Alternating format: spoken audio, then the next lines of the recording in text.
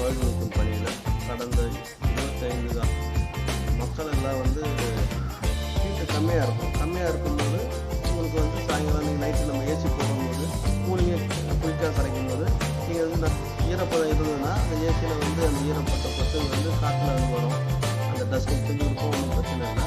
இந்த மாதிரி டைம் அப்புறம் மீதி ஆகினாலும் உங்களுக்கு வந்து உங்களால் வர முடியாத சூழ்நிலை நீங்கள் வந்து அனைவருக்கும் அன்பு வணக்கம். என் பெயர் மகேஷ். கடந்த 25 வருடங்களுக்கு மேலாக நான் ஏசி ஃப்ரிட்ஜ் பழுது நீக்கும் பணியில் ஈடுபட்டிருக்கேன். இப்பொழுது வந்து 141 நாள் வந்து தடை உத்தரவு போட்டிருக்காங்க. இந்த மாதிரி டைமில் வந்து என் போன்ற யாரும் வந்து பழுது நீக்கிறதுக்கு யாரும் வரமாட்டாங்க. அதனால் நீங்களே ஒரு சில இதெல்லாம் நீங்களே வந்து கவனிச்சிக்கலாம். ஏசியாக இருந்தாலும் ஃப்ரிட்ஜாக இருந்தாலும். இப்போ உதாரணத்துக்கு ஏசி எடுத்துக்கணும் அப்படின்னா, இப்போ வெயில் வந்து அதிகமாக வருது.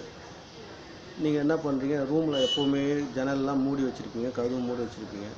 ஜன்னல் கதவு எல்லாம் திறந்து ஃப்ரீயாக விட்டிங்கன்னா வெளியில் இருக்கிற காற்று உள்ளே வந்து போகும். உங்களுக்கு ரூமில் வந்து ஹீட் இருக்காது.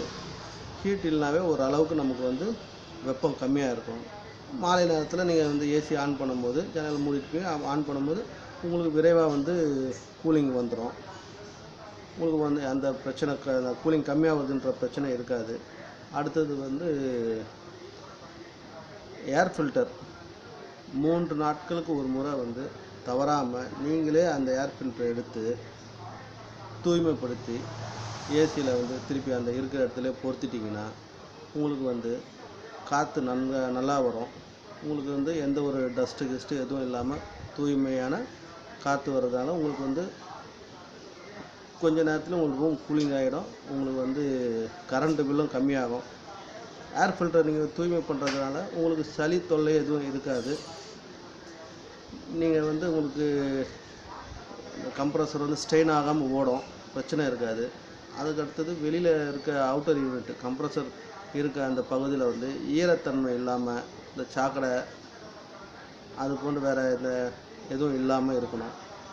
ஏன்னா அந்த ஈரத்தன்மை இருந்ததுன்னா வெளியே இருக்க காயில் வந்து பைப்லாம் வந்து இந்த சாக்கடை வந்து இது பண்ணும்போது ஈரத்தன்மை பட்டுனா அதில் வந்து ஹோல்ஸ் விழுந்துடும், கேஸ் லீக் ஆகிடும். இந்த மாதிரி சுச்சுவேஷனில் வந்து அது மாதிரிலாம் தூய்மைப்படுத்திட்டு சுத்தமாக வச்சுருந்தீங்கன்னா உங்களுக்கு செலவும் கம்மியாக இருக்கும். அதே நேரத்தில் இந்த நேரத்தில் வந்து யாரும் வந்து பார்க்கறதுக்கு வர்றதுக்கு ரொம்ப கடினம், வர முடியாது. ஏன்னா அரசாங்க உத்தரவை மீறவும் முடியாது. அதனால் நீங்களே ஒரு சிலதெல்லாம் பார்த்துக்கணும். கரண்ட்டு கம்மியாக வருது அப்படின்னா ஏசி ஆஃப் பண்ணுங்க, ஆன் பண்ணாதீங்க.